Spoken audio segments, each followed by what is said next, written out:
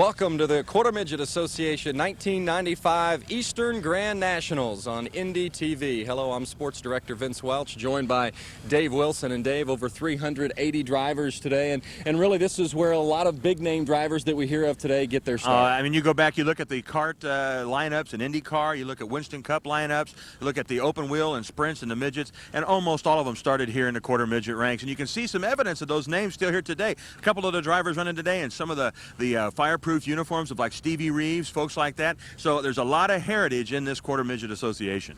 12 different racing divisions. Drivers range from the age of 5 to 16, and both boys and girls. Oh yeah, and the gals go out there and do a great job, because I mean you have the weight breaks in between the junior and the novice the associations there, and the different groups. So yeah, I mean anybody can run out here and do a great job, male or female. And one of the things that I find exciting about it, you know, you hear about Little League and so forth, but this is a Little League of racing, so to speak. You see a real family atmosphere here at the racetrack. Exactly, Vince. And you see a lot of people will have a boat or maybe a cabin that they'll go to with the family. Well, hey, a lot of folks have race cars, and quarter midgets are one of the most popular ways for families to entertain themselves. They can all get together, they can all work on the car, they all come to the racetrack, they visit with other families and other racers, and it's a great atmosphere to bring your family to. It began with over 380 car driver combinations. 12 champions will be crowned today, and we'll be here to bring it to you. The 1995 Eastern Grand Nationals when we come back on Indy TV.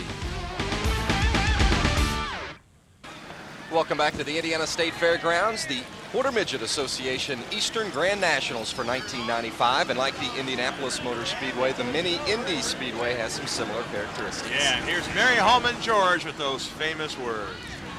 Ladies and gentlemen, start your engines. And the engines are started as we get ready for the first race of the day, the Heavy A category. Yes, sir, an A main in the double A category. And there's Ed Carpenter right there, a young man who is the stepson of Tony George, the president of the Indianapolis Motor Speedway, and they've been very instrumental in this racetrack taking shape here at the State Fairgrounds. Racing in their blood all over the state of Indiana, and not just the Indianapolis Motor Speedway. Yeah, there's young Ed Carpenter there, and sponsored by Clabber Girl, that Holman family. That they're out of Terre Haute. Of course, they sponsor Stevie Reeves and a lot of folks on the Busch Grand National Trail. Another interesting machine you want to watch for in this race is actually it's the number 3 machine of Michael Lewis, and that is a Beast chassis right there. Let's set the rows for this event, beginning in the front row with John Nervo and Christopher Kolsch. Michael Lewis and Ginny White in the second row. Danny Stratton, who is the fast qualifier, along with Ed Carpenter. Christopher Moore and Brian Downey make up the next row. Dominic Bando and Sean Rice, finished up by J.D. Nash as the alternate. And here they go for the green flag. We've got an incident right away. They've commenced a crashing already, and it kind of looked like the number 3 machine there of Michael Lewis might have gotten a little bit low. He got tangled up with the 5 car of Danny Stratton. Let's watch the replay and see if we can find out what took place there. As they come around the corner, you see 3 right in the middle. That's Lewis, and Stratton kind of gets underneath him a little bit there. I think he got down low there and maybe hit the inside, those yellow bumps down there, and that bumped him right up into the side of Lewis, and they've commenced and wrecking right off the bat. Oh, there's some trouble there with the 8 machine. That's Brian Downey, who he lost a chain and was subsequently disqualified because a part of that chain fell on the track. Whenever you discharge parts on the track, automatically you are disqualified. That's heartbreak for that kid. Never even got a lap in. Certainly is, and his frustration goes to the sideline while the hope and the glory for the other guys gets ready to take the green flag. And here they come around the final turn and taking the green to get this race underway, Dave. And well, double May, there they go. And again, the 2 machine out there, that's Christopher Kolsch, who's leading.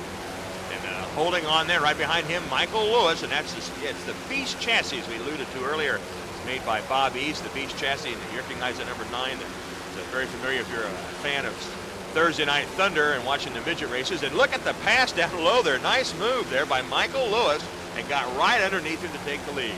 These racers range in age from 12 to 16, and for a lot of these racers, the 16-year-olds in particular, this is their last event in the quarter midgets. This is their the last hurrah, the last chance they'll have an opportunity to show off. And the Eastern Finals here, this is a race that draws people from all over the United States. This is the Eastern Finals, and the Western are held up in Canada.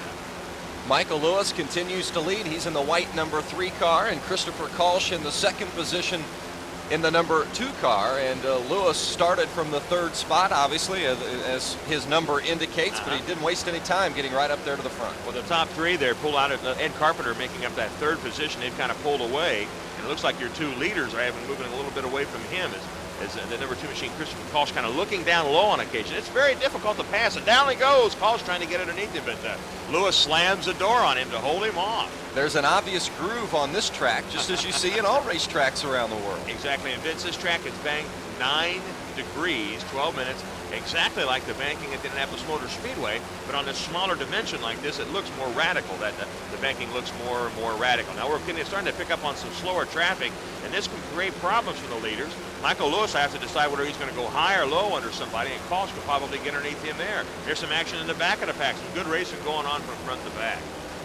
Car number 9, that's Dominic Bando, and Sean Rice in the 0 car also. And yeah, look at Sean goes underneath him. Nice pass, nice job there. And we talked about the pass, and a lot of times you'll see the pass either made as they go into the turn or as they come out. And now we're back up front with Michael Lewis continuing to lead Christopher Kolsch.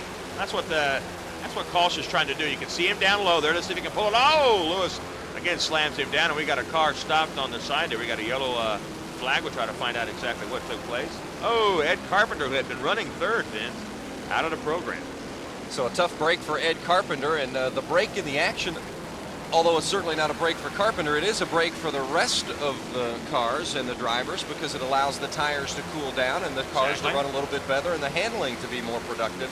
There's your green flag, and again, look at him. Michael Lewis standing out there, just standing on the gas, doing a fine job. And as you mentioned, Vince, he goes flying around some slower traffic already. He's a guy with a mechanical difficulty there. Jenny White already out of the slowing considerably there, but kind of gives them a chance to kind of relax a little bit. These little cars pull a lot of G's, as you can see some action in the back there. And Dominic Bando in the 9 machine, again getting challenged by Sean Rice. And Sean had gotten around him before, but had been moved back because he passed him, and then they reverted back to the lap before when the yellow flag went out. Well, there's Michael Lewis. Michael Lewis is your leader, 16 years old, from Noblesville, Indiana, trying to earn that championship ring that comes along with winning the Eastern Grand National title. You know, hard to believe that just a year ago, young Jeff Hunt, a young man who's 17 years old, is driving the USAC midgets now on the national trail with the United States Auto Club and doing a great job there and driving the Potter V6 car. A year ago, he was competing in this category right here. So pretty interesting, and who knows what these young drivers are doing a year from now. Well, we got him sideways there. Oh, look at it. That's that battle between Bando, it looks like, and Sean Rice has been going on hot and heavy for quite some time, and they're all tangled up. Well, they finally got the best of them. We saw them, as you said, battling in the back of the pack, and you just wondered how long it was going to take before they got together, and I guess we've received our answer. Looks like Sean tried to dive underneath him and got a little bit of a push there and drove right at the side of Dominic Bando. That'll put both of those machines at the back of the pack. Michael Lewis getting ready to come lead the pack around for the green flag and get things started. They'll go around one more time, it looks like, and as Dave mentioned, in the Beast chassis, Michael Lewis sporting there, and he's been holding off Christopher Kolsch much of the race, hoping to win this event, and just about 9 laps remaining. Oh, we got to tangle up again, and again that pair. There's the machine there. Sean Rice once again involved in an incident. Well, just before as they were getting ready to take the green flag. Yeah. They commenced to crash it. They'll give him a push. Off he goes. Realign their starting position and get ready for the green flag. Michael Lewis trying to hold off Christopher Kolsch and win the 1995 Eastern Grand National title in the heavy A category. And they're back under racing conditions here. Look at the battle for second going on now. Kolsch now, who'd been working so hard on Lewis, now has a fight of his own. That's the number 5 car, Danny Stratton, behind him. Stratton had the fast time out, so he is certainly a contender. But I tell you right now, it looks like Michael Lewis is the man to beat. He seems to have stretched his lead over Kolsch, and earlier in the race, Kolsch had some opportunities to get by him, but he just never really seemed to have the power. You know, we talk about how these guys are battling amongst themselves, but certainly the qualifying times are so tight, so close. It's just, you really have to work very hard to pass a guy. Next lap will be the white flag, and Michael Lewis will have just 1 to go, and there is the white flag. And unless he wrecks, he looks like he's going to be on his way to a championship. Kolsch has got anything for him here at the end? No! And look at the arm in the air. I got to be awful happy. What a great feeling for that young 16-year-old racer from Noblesville, Indiana. Michael Lewis is your winner. He held off Christopher Kolsch. Lewis ran it from the front most of the way after starting from the number 3 position, and there you see Danny Stratton finishing 3rd. Christopher Moore and Dominic Bando rounding out the top 5. But your winner, Michael Lewis from Noblesville, Indiana. Greatest feeling I've ever had, especially for my dad and the car builder Bobby East and just everything. It's awesome. Race 2, the junior Hondas, 6, 7, and 8-year-olds. Brian Newman and Jeffrey Pedroza make up the front line. Caitlin Gill and Joshua Smoka are in row 2. Damon Cooley, Wes Patton in the third row. Randy Bauer and Kyle Embergree as we come down for the green flag. Here they go, and they're into the lead. That number 1 machine, Brian Newman, holding on to there. But nice move up there to Caitlin Gill. A nice move to take the second position. Caitlin running strong, and of course, there's that female representation that we talked about at the beginning of the show. Doing a nice job. Here's a great battle for third back there. Look at the move by the 5-car, Damon Cooley, swooping under there as we get back to our leaders. And look at the young lady, Caitlin. Oh, there she goes. She takes the lead, and that momentum, a lot of times when they dive down low like that, will move them up to where the guy they just passed can slip back underneath them, but not so this particular time. Caitlin Gill from Deep River, Connecticut. And right back there is the battle for first as Brian Newman cut inside and takes the lead. And Caitlin Gill has passed now, and I was going to say she got out of the draft. She got out of the draft. She got freight lane there, freight trained, as they say in Winston Cup racing, and back into the lead is Brian Newman. Whoa! We got second place, I was going to say second place belongs to the 5-car, and that's Damon Cooley. And now we've got a little bit of a mix-up in the 2-car of Jeffrey Pedroza. Yeah. You can actually hear the natural sound of the tires squealing there as he got a little sideways and lost control. Some of the track workers, I mean, these people are tireless. It's very warm out there, and they're out there in that heat all day long, keeping these cars and everything all rolling right along there. And that's nice. While we get to sit up in the air-conditioned press box, someone else has to battle nice. the elements. Something to drink when we need it. That's it's good to be on TV. Let me tell you that, right? Well, they'll get ready and go green here in just a moment. They'll get the traffic line in place, and there's the green and the restart, and the 5-car of Damon Cooley wastes no time sliding in front of Brian Newman in the black number 1. Brian apparently sleeping a little bit there on the restart, and certainly Damon took advantage of that and jumped out to a big lead here for these particular races. That's a car length or two oftentimes is a huge amount. 6, 7, and 8-year-olds, as we mentioned, and right now the leader is Damon Cooley in the 5-car. Damon, 7 years old, from New Madison, Ohio.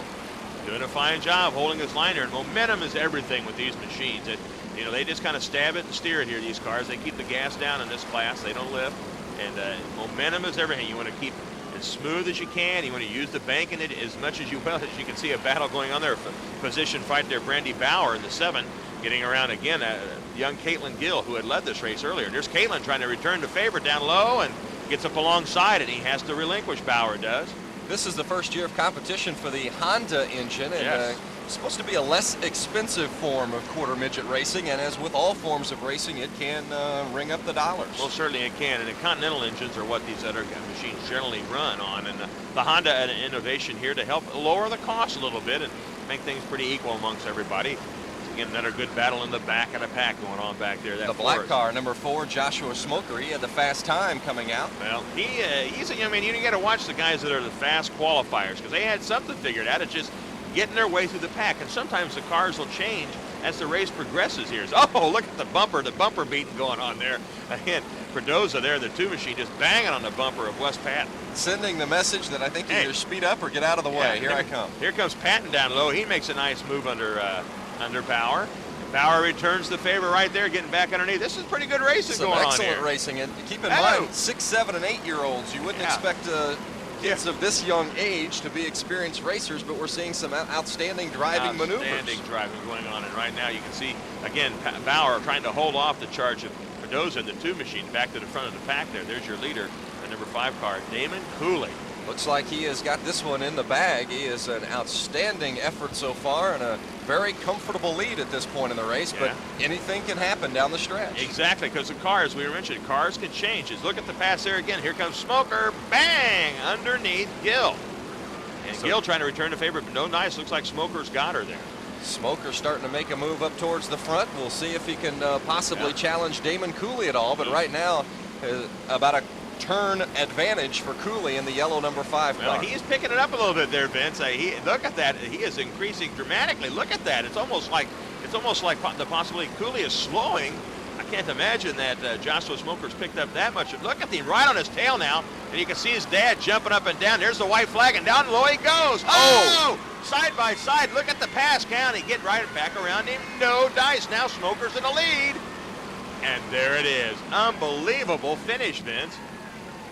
And here's the replay, and what a move inside. Took the low line to squeeze underneath Damon Cooley. Yeah, underneath him there, and of course he's got him there now. On the outside, Cooley, what can he do? He can try to get back down underneath him, but he doesn't have that momentum because he had to change his line going into the corner. Here's a look at the results. What a great racing name, Joshua Smoker. And a great job by Damon Cooley in finishing second. Caitlin Gill finishing in the third spot. Here's Joshua, the winner. The most of the part that I like of it is because I get to catch the checker flag, and I get to pass cars, and you passed a car right at the end on the last lap to win the race. Was that a strategy? Was that the way you meant to do it, or did you just happen to get by him? I just happened to get by him. 6-year-old Joshua Smoker's the winner. Here's the senior Honda finish, and we'll be back in just a moment. Welcome back to the Indiana State Fairgrounds, the 1995 Eastern Grand Nationals. This is the Heavy B division. Front row, Danny Stratton and Thomas Messeroff. Yeah, Reagan Urish and Marin Gran make up row 2. Jenny White, John Nervo in row 3. Kevin Abbott, Brian Knuckles in the next row. And the final row, Brent Downey and Steve Schmidt. This is the Heavy B getting ready to take the green flag. Field looks pretty good. We'll watch and see what the starter does. Yeah, he brings it out, and down they go. We got us a race going on here. Oh, they're 3 abreast going into the third turn. Really getting tangled up there, but everyone came out of it nicely and no accidents, so that's a testament to the driving skills. Danny Stratton in the 1 car leading the way. Watching the pack here starting to break out, and Danny starts to increase his advantage there, starting to look pretty strong. Moving out there, Danny, a 15-year-old racer out of Riverside, California. They're from all over the United States here in the Eastern Finals. Some good racing back in the pack as well, and a nice pass there on the inside. I believe that was the 8 car, was it not, of Brian Knuckles? Yeah, nice move by him. As you can see, another good battle going on between the 4 and 5 machine. Marin Gran and Jenny White, a couple of the gals going at it. Another good move down there. Oh, and they hit the rim and bang! Hit the little the rumble strips on the inside there, and that kind of washed out the front end, and bang, next thing you know, he's into the driver on the outside of it. That'll bring out the yellow flag. It's good to point out that the drivers get together, and that as we see the 3 car there of Reagan Urish, as the drivers get together, we rarely see any serious accidents. They get together, but it's all relatively safe. These cars are safe. We'll talk more about that in a little bit, but yeah, the track is set up with that banking like that, and that actually helps them, and the barriers on the outside actually helps keep them safe instead of having a wood or something like that they can run into. And these machines, they've crashed them a few times over the years. These quarter midgets have been around for a while, and they pretty well know how to make them as safe as they can possibly be. Well, we get ready and await the green flag start. The 1 car leading the way, that's Danny Stratton. The 3 car, Reagan Urish, has moved up into the 2nd spot, and Marin Gran in the 4 car is in 3rd. Down they come, and Urish looks like she's got too much for your leader there, and maybe slowing and maybe holding up the rest of the pack. That's what you got to think about there. Marin Gran in the 4, the black cart, looking to get around her. There she is, down here she goes. Marin Gran, down low, boom. Looked like just a matter of time, and Gran picked her spot and made the pass. She sits in 2nd place, and now we'll set her sights on the leader, Danny Stratton, in the 1 car. And the deal is, you might be faster than the cart in front of you. It's just you got to get around them, and if they're running in the same groove that you run in to be fast in, and it's very difficult. Some of the action back in the pack, the 8 car, the black car there of Brian Knuckles, the 6 car in the middle of John Nervo, and they're trying to do some battle and make up some ground and hopefully get up there to the front to challenge the leader. And the leader right now is Danny Stratton, as you see the white number 1 car being chased by Marin Gran from Indianapolis in the 4 car. And it would appear as though she was being held up by the rest of the machines as Marin goes low. Bang! Look at that. See, there was nothing Danny could do right there. She was right up alongside him. And racing etiquette kind of says when you're side by side at that point, then you have to kind of give way because they've got the racing line. Well, Marin had the inside line, no question. She showed the power too to get by. And there's the 9 car, Brent Downey, trying to make a move. Oh, he just stuck. Oh, my land is stuck. That's Reagan Urish there. He kind of stuck her on her head there. Just kind of got underneath her and bang, underneath her and right on top of her noggin there. The safety crew's Johnny on the spot. And she's just kind of laying there, kind of uncomfortable, thinking, man, this isn't the place I wanted to be. No, I think it's an uglier position than maybe she feels. Because it looks bad, but I don't think she's too badly injured there. You see her they're pushing it back up, so everything looks well. But that's a good point. The safety features of this machine. Dave Wilson takes a look at what all is involved in this matter. Let's find out a little bit more about these race cars. Now, all race cars have to have safety features, and with us is Gary Half-Turn Gron. And Gary, you're going to let us in on some of the safety features these quarter midgets are employing out here today. Yes, they're just like the big cars. We've got full bumpers in the back, Nerf bars on the sides, keep the cars from getting into you, front bumper, shoulder bar on the inside of the car on the left side because they race really close, and every now and then you get a tire over the left rear. It keeps the cars from getting into the kids' shoulders because they hang out of the car. We got full roll cage just like the midgets and sprint cars. And the kids wear all the same equipment as the big drivers, 2-layer fire suits by Simpson or Bell or whatever, and the helmets with a current Snell sticker, gloves, arm restraints, everything the big guys wear, up to even the shoes. How long does it take to put one of these cars together? If you buy one in kit form, 4 or 5 hours a night, 8 to 10 hours total, you can do one right. Now, Gary, you got to tell us, how did you get your nickname Half-Turn? Well, I make adjustments a little bit at a time, and I think Ron Stanley and Mike Lewis kind of hung that on me several years back. Well, Gary Half-Turn Gron filling us in on what makes these quarter midgets such a safe sport and a lot of fun for the entire family. And Reagan Urish, very thankful for all those safety features. She is up on the right end and back in the race and ready to go. But Marin Gron is your leader after that terrific pass. We go to the green flag, and right now Danny Stratton is forced to chase Marin. Yeah, let's see if he's got anything for it. He's got some problems of his own there. That green machine right behind him, the number 5, Jenny Whiting, has certainly got the ability to maybe move up on him, so he'll have to keep his eyes open for that problem.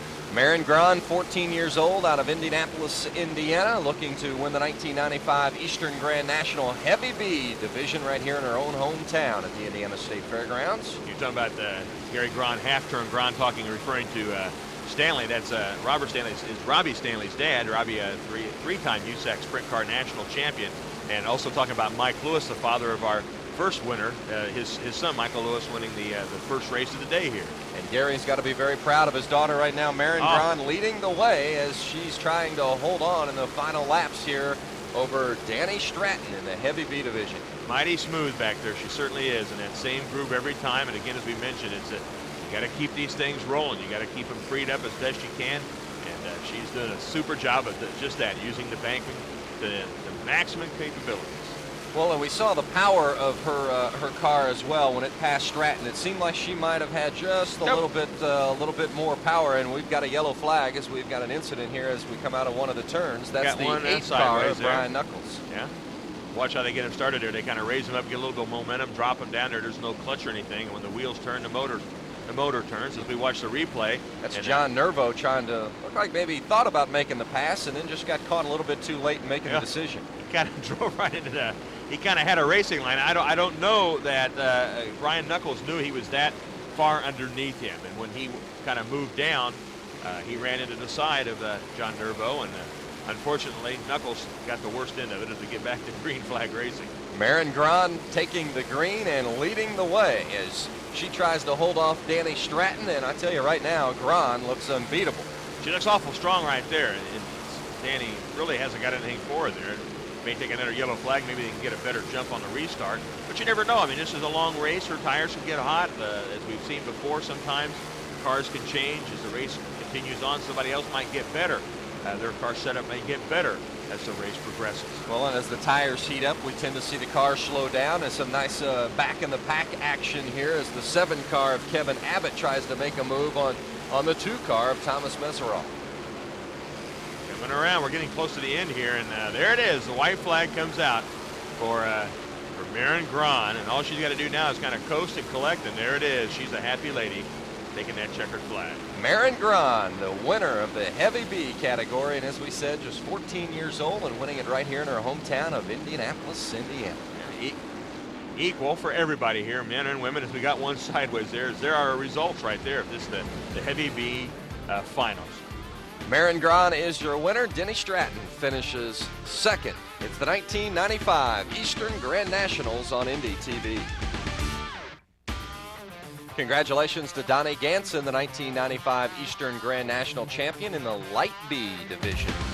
I'm Vince Welch along with Dave Wilson at the Indiana State Fairgrounds, and this is the Junior Superstock Division. Beginning with row 1, Justin Frith and Brett Knuckles. Nick Wilkes and Brian Gronwald make up the next row. Billy Lewis and Britt Anderson. And Lauren Miller and Damon Cooley round out the back of the pack. 7 and 8-year-olds here in the Junior Superstock Final.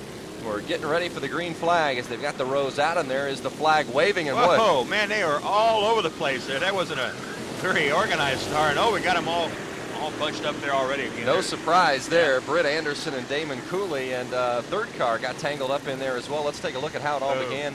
This one just tried to get underneath on the turn there, and I believe that was the 6th car of Britt Anderson. Exactly. This drove in there too hard, and they commenced to wrecking this. And no surprise the way that start was. Cars everywhere. They were spread out all over and just as disorganized here, but look at that. Down low there, man, what a charge from down inside there. That was a nice pass there by the 4 car, Brian Gronwald. He went from 4th position to the lead by turn 1. And he had the fast time coming in, so it's no surprise that he's jumped up towards the front. And indeed, he is there going through the corners and looking quite smooth. That's what they do is they usually get the fast qualifier and they invert him a little bit, stick him there in the back, because this is what you don't want. You don't want to get him right out front there, that quick qualifier, and not have him have to work to get up to that position. As you can see some action there in the back of the pack. So the entries going at each other. Nice freight line down there as the Billy Lewis looks low in the 5 car. Down he goes. Nice pass there on Lauren Miller. Damon Cooley looking for some room as well, but back up towards the front, and there is our leader, Brian Gronwald, in the 4 car. Already beginning to catch up with lap traffic. Let's see how he handles this particular situation. Britt Anderson in the yellow 6 will be his first challenge. No sweat there. He gets underneath there. Justin 5th in the number 1 next in line. And watch how he sets him up. Right down low down there. Now he'll get up behind him, and he'll probably try to pass him at turn 1. Down he does. Yep. Gets him down low there out of turn 4. And no sweat is making quick work of the lap traffic here. These features are 40-lap events, and the track 1/20th of a mile, so they're turning laps in about 6 seconds, and that's hard to imagine, but these cars really do get around this oval. It is unbelievable, and the field separated by about, maybe 5 or 6 tenths of a second. That's pretty close when you come to racing like this. Some more action in the back of the pack. Brent Knuckles into 2, looking to get around the Britt Anderson machine of number 6 there. Gronwald not being challenged at the front, but there is some exciting action back towards the pack, and as Gronwald goes through some lapped traffic, and that's something maybe the leader doesn't want to see, but the second place car is hoping that the leader will be slowed down a and little will have bit, an opportunity to catch up and make some ground. But boy, he is doing a great job. Young racer out of Peoria, Arizona, getting racers from all over the country. And look at that, he's just lipping right through them there. I mean, he'll have to get checked back there in tech. I think they'll have to check him out to make sure he's legal, because he's making mincemeat of these racers.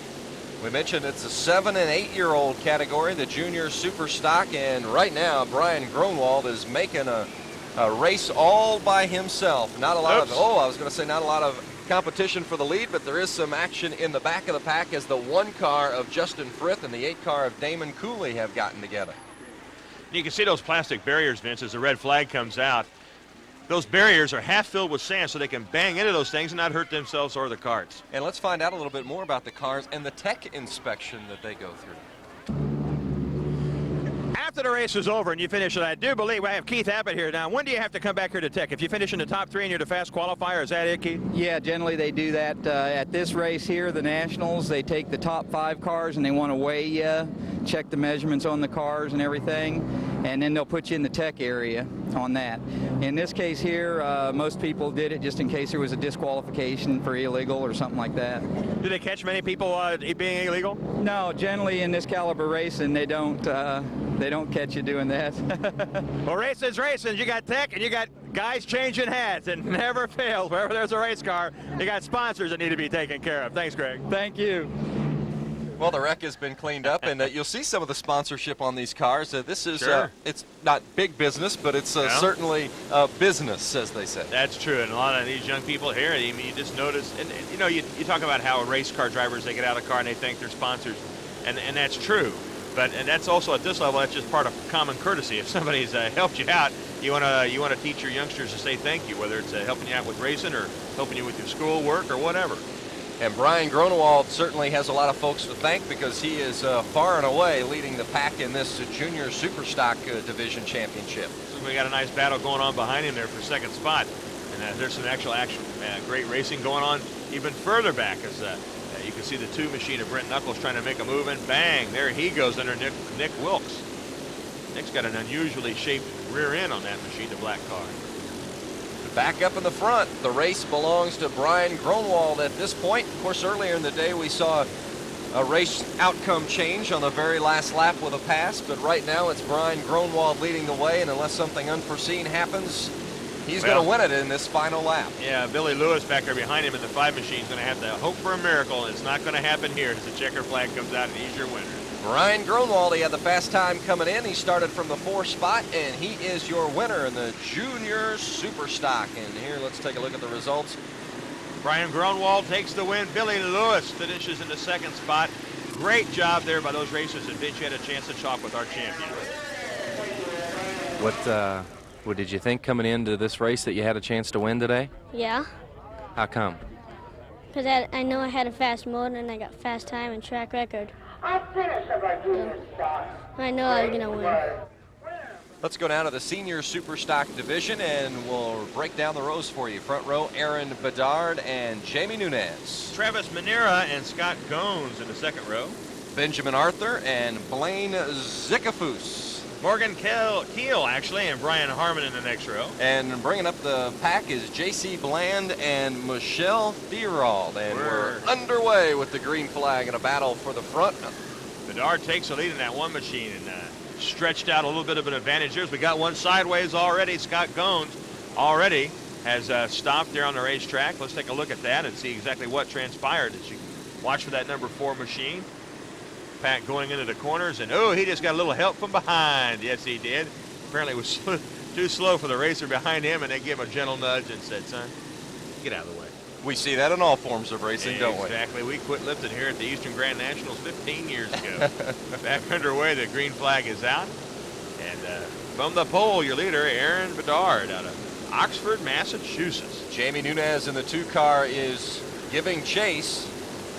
Some good action towards the back too. Is it right now? It's almost a follow the leader, but we know it's going to bunch up because we've seen it race after race. There's a good battle and a nice pass there from the 2 car of Jamie Nunez. Nunez gets around him, and you can see some other machines starting to take a peek down low around him also. As we check out there, I believe that is Travis Manera has gotten underneath him for the 2nd position. A lot of passing goes on in the corners as you go in. You either dive down underneath or you kind of slingshot out of the turn and make the move. There's the pass for the lead right there. Manera now into the lead, and the guy who was leading is going backwards there. Some sort of a problem maybe, but he has gone from 1st to 3rd within a lap or so. Manea opening it up a bit from the front of the pack, giving everyone else something to shoot for, and there's some good action towards the back as well, and that's the 8 and 9 cars. The 8 car of Brian Harmon and J.C. Bland in the 9 car. Really going at it there. Look at those young racers, and a nice pass there by Benjamin Zickerfoos. Look at him move up through the pack. Really going at him here. And that kind of makes it easier, too, with the numbers there. You can kind of tell where they started by the number on them. They got to make it very simple there. If you started in 3rd position, as you can see, Travis Manera there, who is the leader, and is now getting passed for the lead by the number 5 machine of Benjamin Arthur now moving up. Benjamin number 5, so he started in 5th and is now your leader. There's some action in the back of the pack going on. Morgan Keel trying to move up here into 7th. There is your leader, though, Benjamin Arthur out of Indianapolis, Indiana. And look at the lead he has extended here. These are the Senior Super Stocks and Benjamin Arthur. Leaned out there, looking out there. He's got his head all lined up. He's all ready to go. We see some other action in the back. Morgan Keel making a nice move there in the 7th car, putting a move on Jamie Newes. Arthur, one of the youngest racers in the Senior Super Stock, just 9 years old, from Indianapolis, Indiana. There's your leader again. Benjamin Arthur got the checkered flag back here as we were watching some of the great passes actually back there between Newes and a couple of the other cars. Beautiful day here in central Indiana on the fairgrounds, and Benjamin Arthur is certainly making short work of this as he starts to come up on some lap traffic. Let's see how he handles this new challenge, the young racer. You see the way the drivers lean out of the car, and it's all to get better speed. You get into the corners easier. It's all weight distribution, and it really works. You see, it's something that all drivers participate in, so it's no fluke. No, it isn't. As he comes around, you should see the white flag this time around. Yep, He's got to be feeling awfully, awfully happy, young Benjamin Arthur, 9 years old, coming out of turn 4, and look at him waving. Yeah, Dad, look, Mom, I did her.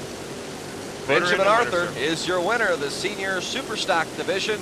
Congratulations as the hometown boy wins the championship here at the Quarter Midget Association 1995 Eastern Grand Nationals. And here's the results of the Superstock. Benjamin Arthur is your winner. Travis Manea finishes second. Aaron Bedard is third. A comment here from the winner, Benjamin Arthur. Well, it feels great, and I'd like to thank Blake Hollingsworth, Al Hawkins, and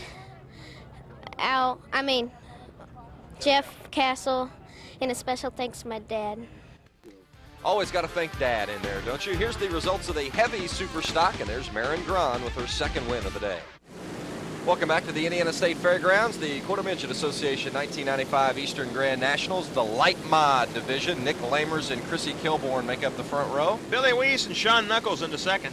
Row 3, Johnny Sutton and Chet Gerke. Scott Goins and Thomas Brumley in the next row. And Dana Glenn and Kurt Carmen rounding out the pack.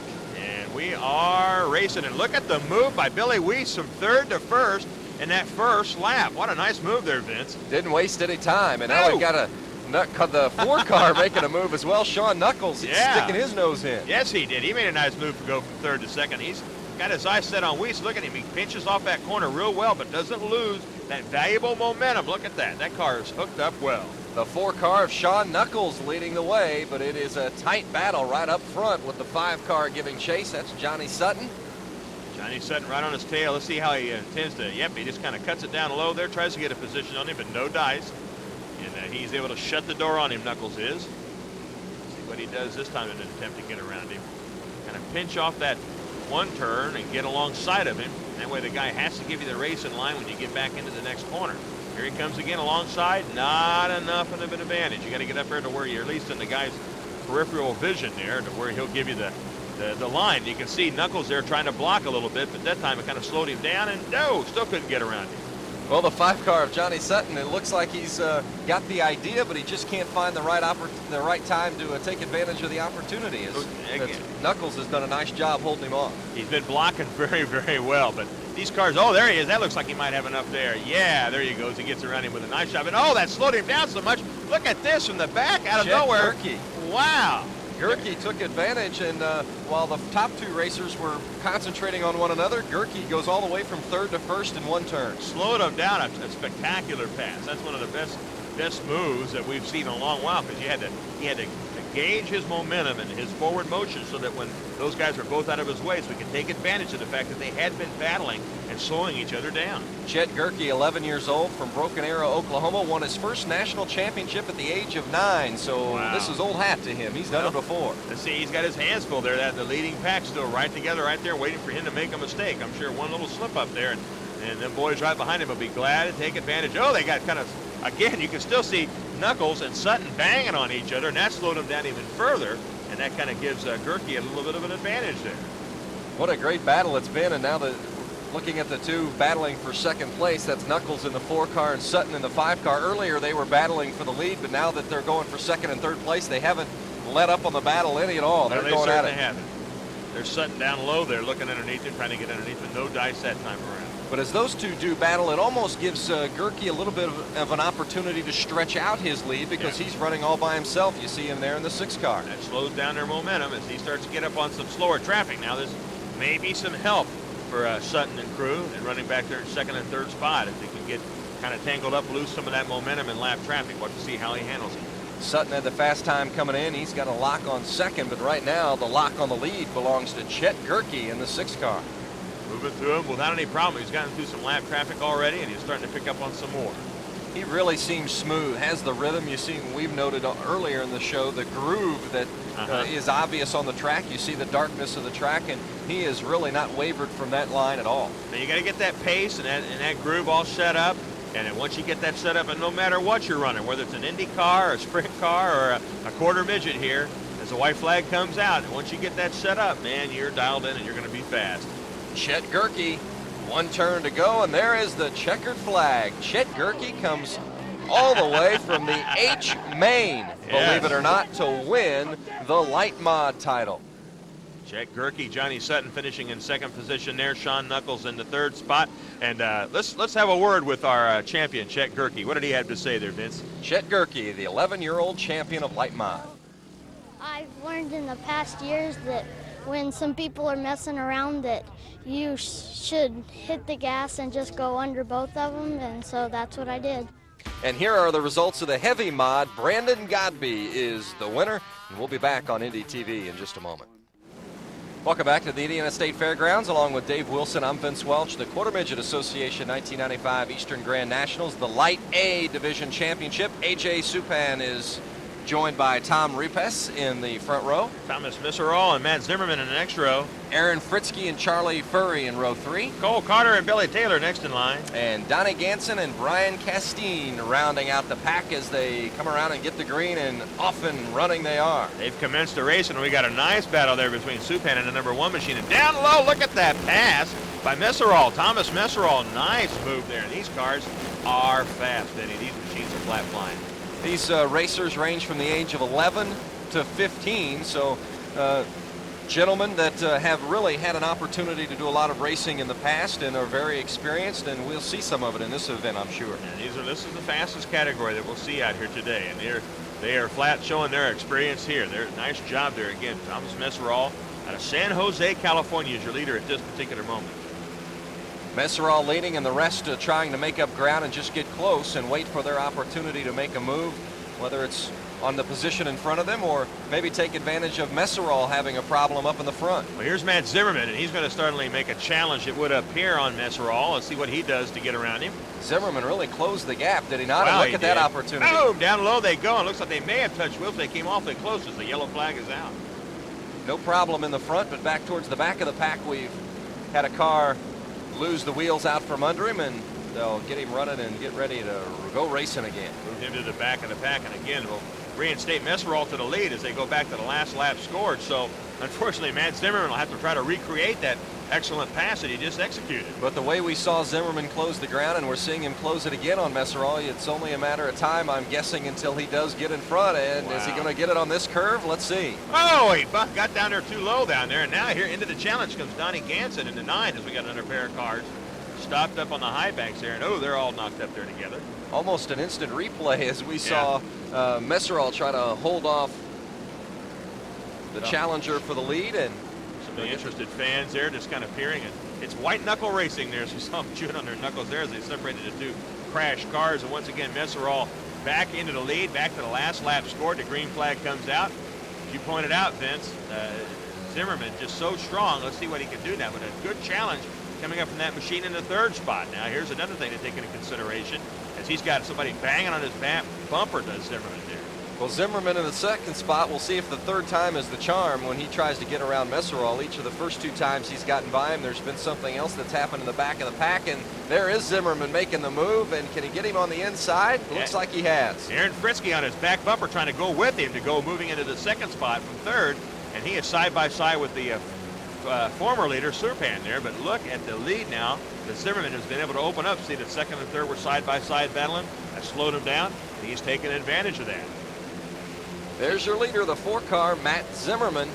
Starting to zip around some of the slower traffic already and handling that without any troubles whatsoever. Look at him go. Kent Washington. You know, these racers have come from all corners of the United States, and I tell you, it'd be awfully nice. You got to go that far back home to Washington, the state of Washington. Nice to go home with a championship. It'd make it a lot easier, I think, looking at the rings and the trophies and having the accolades ringing in your ears of beating the best in the country. This is the Eastern Division Finals, but pretty much all the racers from out the United States come and compete here in Indianapolis in the Eastern Conference Finals. Matt Zimmerman has buzzed by some of the slower traffic and looks like he is widening his lead a bit. Matt Zimmerman here in the Light A making his bid to be a national champion.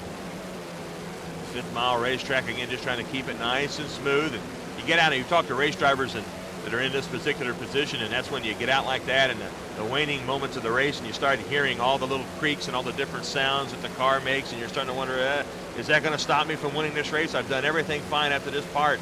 You know, it's a perfect example of how man and machine, you can do everything you can as a human being to put your machine into the top spot, but a little mechanical difficulty or some bad planning can ruin the whole thing for you. Charlie Furry in the 6 car there with the green top and the black underneath as we look back into the field and some of the battles going on as they wage their war for position. But right now it looks like Matt Zimmerman is well in control of this event. There you see him in the number 4 car. And when you've got a nice lead like that, you don't want to let up on the gas and play it too safely, because you'll have someone like Charlie Furry right up on your tail. Well, yeah, and that's him right there. That is Furry, the second place car. Right behind him as we got 2 laps. This time he should see the white flag. This time around, there's the white flag lap right there. And second place has caught up with him a little bit, but I don't know if he's caught up enough to make a challenge and no dice. There's your winner right there. Nice job. Matt Zimmerman holds off Charlie Fury for the win in the light A category. We'll look at the rest of the results. Brian Castine, Donnie Ganson, and H.A. Supan rounding out the top 5, but your champion in the light A category is Matt Zimmerman, the 11-year-old from Kent, Washington. Just drive smooth. I had to keep it straight and just go as fast as you can. Same old philosophy, keep it straight and drive it as fast as you can. Final comments in just a moment. 12 of these beautiful rings designed by Herff Jones, handed out to the division champions in the 1995 Eastern Grand Nationals, the Quarter Midget Association. The ring designed to look like, of course, the Indianapolis Motor Speedway Championship ring, and what an honor it would be to wear one of these, Dave. Oh, yes, it certainly would, and I think everybody had a great time here today. I think the only person that had more fun than the racers and their families were the guys selling snow cones. But the great thing about this facility, the Mini Indy Speedway here at the Fairgrounds, Vince, is that it's a neat facility, it's new, and it's so safe, and that's what helped to make this a really neat day. Well, and too, it provides an opportunity for these young kids to get out here and experience the open wheel racing when maybe they wouldn't have that opportunity before. And as we said earlier in the show, stars of tomorrow out here today. Oh, I'm sure we'll be covering these some of these race drivers later on in some of our Brickyard and Indy and the Winston Cup coverage here on Channel 23. Maren Gran, the 2-time champion today, so she gets 2 of these. Before long, she might have 1 for each finger. But we certainly enjoyed ourselves. For Dave Wilson, I'm Vince Welch. All of us at Indy TV, thanks for joining us at the Indiana State Fairgrounds for the 1995 Eastern Grand Nationals.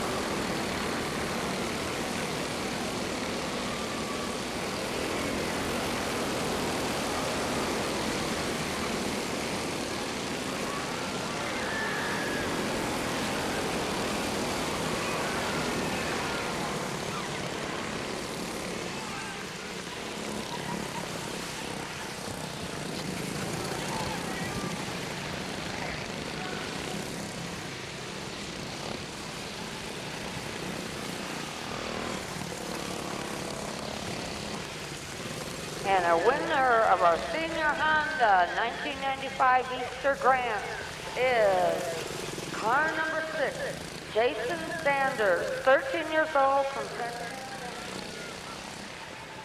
Seemed like for the longest time you had to battle for second place. You guys kept changing positions, and then did you just think that if you kept it towards the end long enough, up close, you'd have a chance to win? Yeah, that kid was fast in second until he broke, so then I had a chance to get by him. You were looking at that ring, the picture of the ring over there a little bit ago. What's that mean to you to have won this event? Happy. It's only my second Grands, and just happy.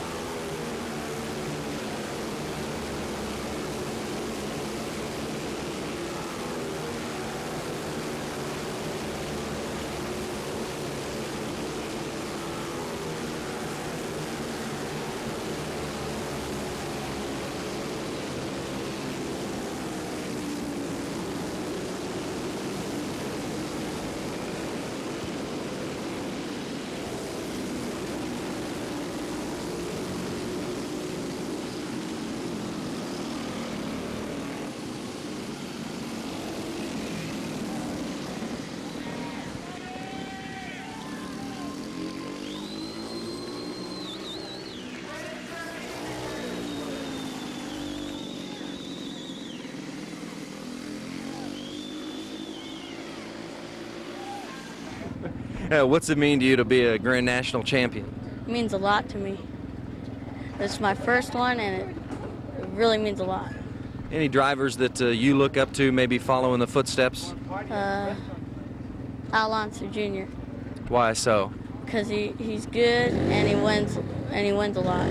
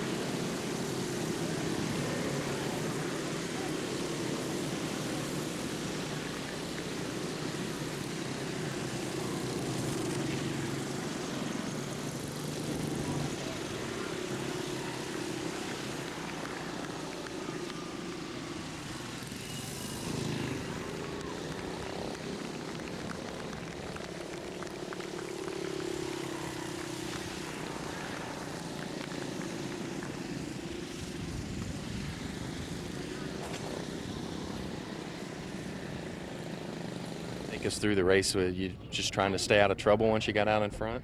Oh yeah, maybe on lap 3 or 4 was it? Got out in the lead, and with Buster's engine behind us, I knew we could do it. 2 for 2 today. That's got to be a pretty good feeling. How come you're the best out here? Buster, do it all to Buster. Buster looks like she's got pretty good driving skill too. Best there is out here as far as I'm concerned. We've been together for quite a while.